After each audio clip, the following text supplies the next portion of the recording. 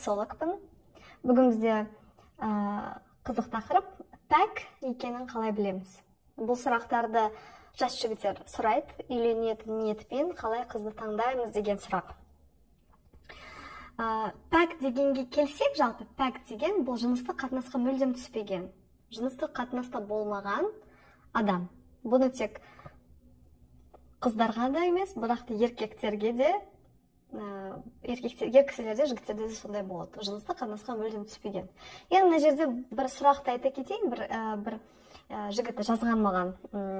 Мен былай жазған, қыздың жүрген қызы бар екен, сол қыздығына тимеу үшін артқы жағынан қосыламыз дейді. Мына жерде алдау, өте үлкен алдау. Ең бірінші, ер кісі ешқандай жауапкершілікті алғысы келмейді. Екіншіден, қыздың сондайға рұқсат еткені.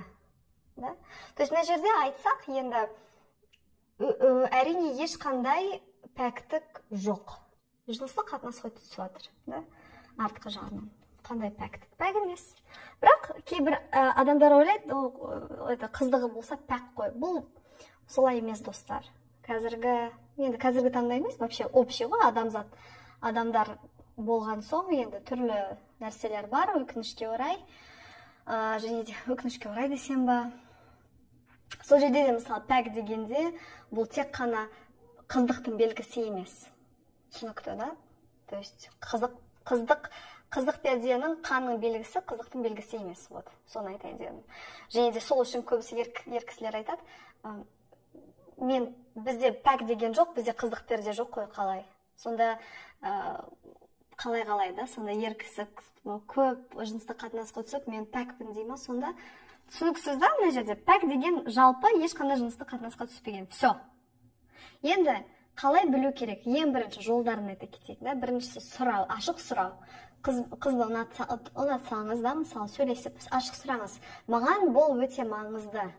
Сенің пәк екен маған маңызды. Сен пәксің ба? Кішкене ұялсаңыз айтсаңыз, менің ниетім түзу, маған бұл өте маңызды, соны айтсаңыз, да? Және де қызды сізден сұрау мүмкін. Сенде жыныстық қатынас болған ба, сен пәксің ба деп сұрау да мүмкін. Бұл норма. Екеуін таңдағанда осындай нәрселерді ашық сұрағаны дұрыс, өте маңызды болса, да? Екіншіден, кейбір өтеді, гинекологқа көрсетіп. Бұл да болады, гинекологқа барып, гинеколог қарап айтады. Қыздығы бар ма, жоқ па, мысалы, да, әйелдерде. Мына жерде екінші айтатын кеңесім, не то, что кеңесім, да, мынандай жолдары бар, мен бір видео айтқан, гименопластика деген бар, бұл операциялық түрде қыздықты қайтадан орнына қою, сондай да бар, соны да білгеніңіз дұрыс, ладно, достар? Екі нәрсе болар. Және де үшіншісі, бұл менің жеке айтатын кеңесім, жалпы сексолог ретінде, бұл сіз қызды қарағанда, сіз қызбен сөйлескенде, оның әрекеттеріне қараңыз. Кейбір ер кісілер, менің инстаграм парақшада осындай пост жазған, көбісі айтқан өз пікірін, әрекеттерінен, сөйлегеннен білінеді деп. Шынымен бұл рас, бірақ кейбір жігіттер тәжірибесі жоқ қой, мысалы, тәжірибесі жоқ болған соң біле алмайды, да, қыз қандай екен, мысалға. Сол үшін бұл өте андайда әр ер кісі білмей қалады. То есть кішкене тәжірибесі бар, мысалы, мүмкін психологиялық тұрғыда адамды сезе алатын, біле алатын кісі болса, сондайды айта алады. Мысалы, бұл қыздың тәжірибесі бар, мысалы, жыныстық қатынаста, бұл қыздың тәжірибесі жоқ сияқты, да, мысалға. Сондай сияқты, ладно, достар, бұл сөйлегеннен әрекеттерден білуге болады, сезуге болады, да, даже сұрамай-ақ, мысалы. Вот, сол, и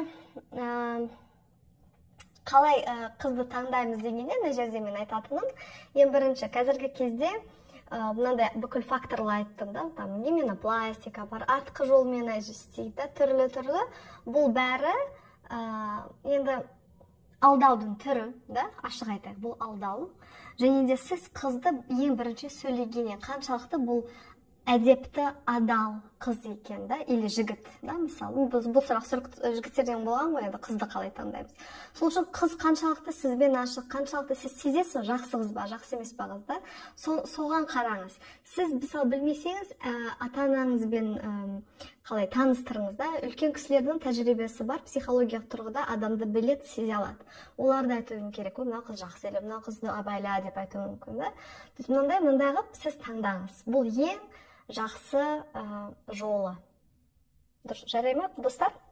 Сұрақтарыңыз болса, менің YouTube парақшам және де Instagram парақшама жазылыңыз. Сол жерде өзіңіздің пікіріңізді қалдырыңыз, достар. Рахмет, сау болыңыз.